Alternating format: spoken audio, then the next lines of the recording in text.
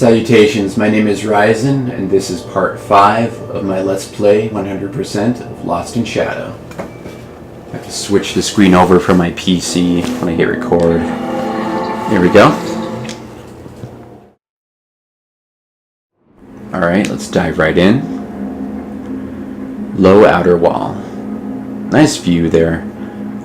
I really like games that have a good cinematic kind of experience. I know Twilight Princess was really good for that. I like that. There's some blue-eyed enemies. Whoops.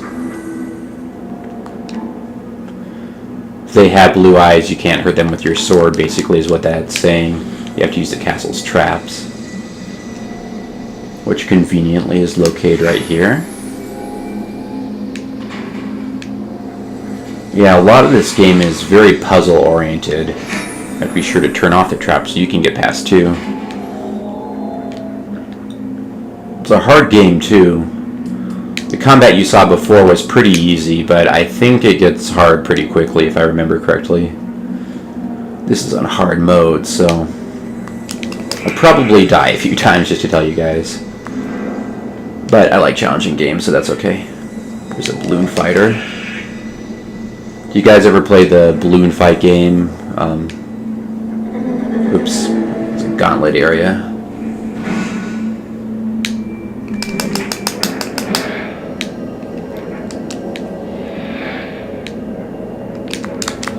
Whoop. Those big spiders have a lot of reach. You have to be very careful. Okay, good. No damage. Got him. What's hard is you have a little bit of lag after you hit the enemy too, so if you combo them in the face too much, they'll rear back and lunge at you and you'll take damage from it. You have to do a attack, hit and run kind of strategy. The little spiders generally take more stun and stuff, but it's the same basic thing. Yeah, it looks like a dead end, but it's not. Your shadow is 20 grams heavier.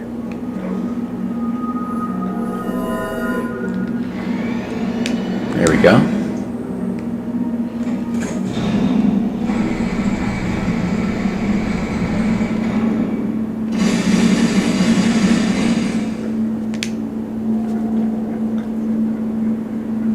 Yeah, this game has some really unique and cool things. I really like the almost kind of medieval castle style mixed with sort of like futuristic, what's the term, steampunk-esque kind of machinery.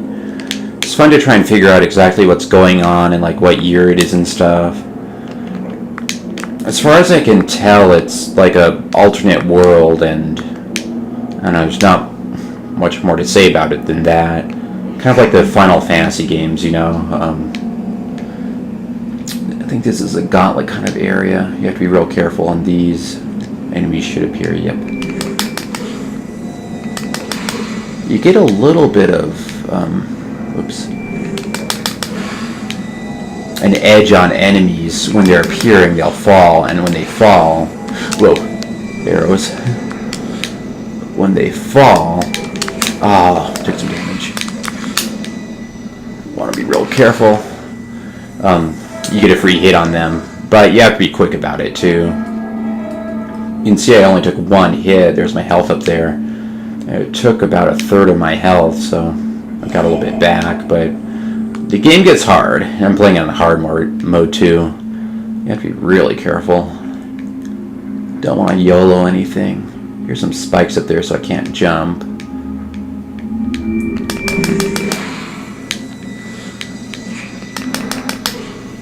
Oh.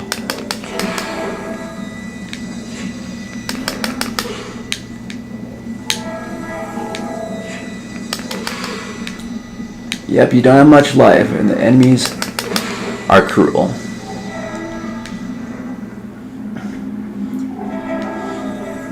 They'll put you in really difficult situations on purpose, too. They're mean.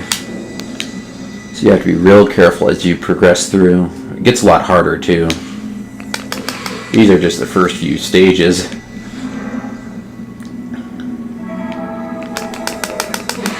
Okay, good. Okay, I sense a gauntlet area.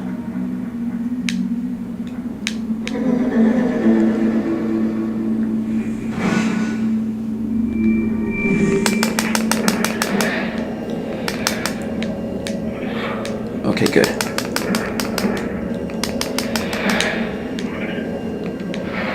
Alright, that was a good fight. Have to be careful I don't jump onto the balloon fighter guy. They don't attack you directly, they just float in place.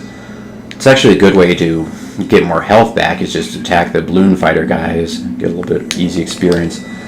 But when paired with other enemies, you have to be careful.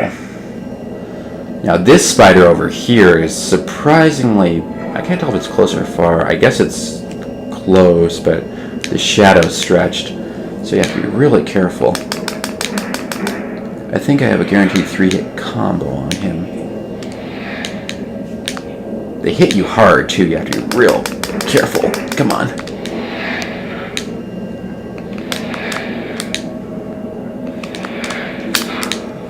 Yep, don't get greedy with these guys. Whew. Made it. That was a difficult area. The enemies hit hard, and the game will specifically intentionally put you in areas that are to your disadvantage.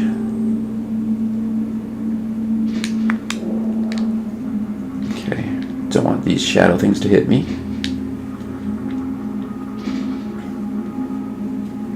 Like I said in a previous episode, don't expect the game to hold your hand, because it doesn't. You have to learn how to combat enemies quickly. Up we go. And they'll put you in really difficult situations. Here's another little gauntlet elevator. Now here, if you notice the shadows up there, those will crush you. So you don't want to get caught under them. Don't know if enemies will appear here or not. Ooh. Watch out. Yep, this game is out to get you.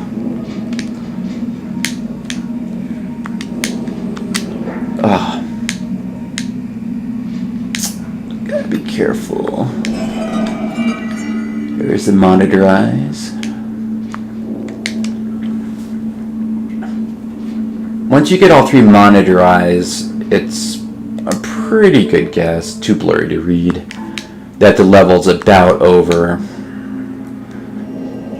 So here's an instance where I can't back up too much because of the spider and the ledge there.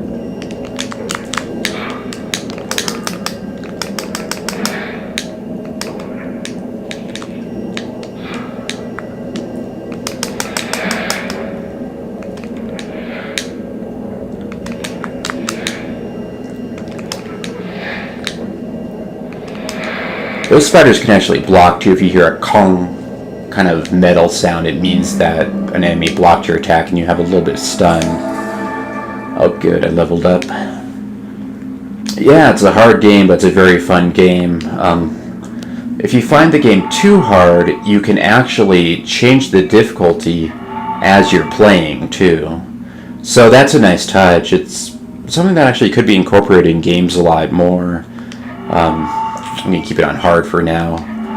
But yeah, I mean, if you try it and it's too hard, just move back to easy for your first playthrough or whatever. And there goes the shadow wall. And I think this is where I'm going to end my episode, on to floor 9. So I'm going to go to the next area in the next episode. Got to take my Wii remote thing off and stop the recording. Yeah, thanks for watching, and leave a comment if you like. Please like and subscribe too. I'll have more of these coming up. I plan to do a full 100% playthrough with all the memories.